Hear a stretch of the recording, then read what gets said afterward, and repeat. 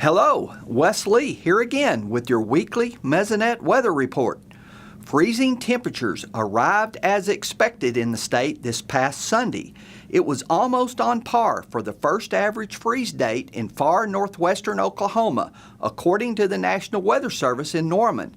They indicated that the first average freeze would be between the 15th and the 22nd of October for this location. The front lingered with us for 3 days, providing a hard freeze to 18 counties from Eric to Foraker and west throughout the Panhandle.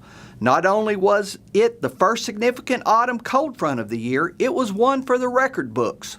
While the daily lows were not that much out of the ordinary, the coolest recorded high temperatures were record-shattering. On Monday, October the 15th, the highs for the day were the lowest ever recorded on that day over a majority of the state since we began keeping records. Only the Panhandle and far southeastern Oklahoma did not see record-breaking low daily high temperatures. On the 16th, the front had moved further to the southeast, again breaking records for the lowest recorded high temperatures for the day in the southern tier of counties. While the weather may remain cooler than normal for a while, there are no significant freeze events in the short-term forecast.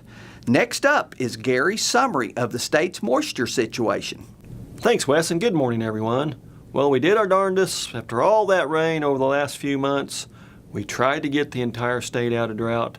We almost made it. There's just one stubborn area up in northeastern Oklahoma.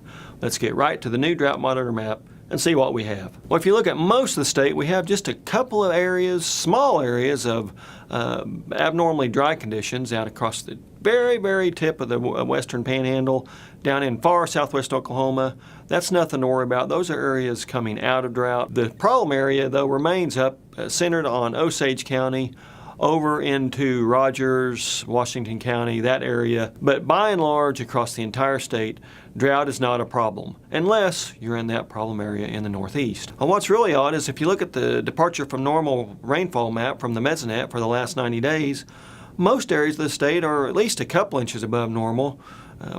Areas down in south central Oklahoma are from 10 to even more than 20 inches above normal.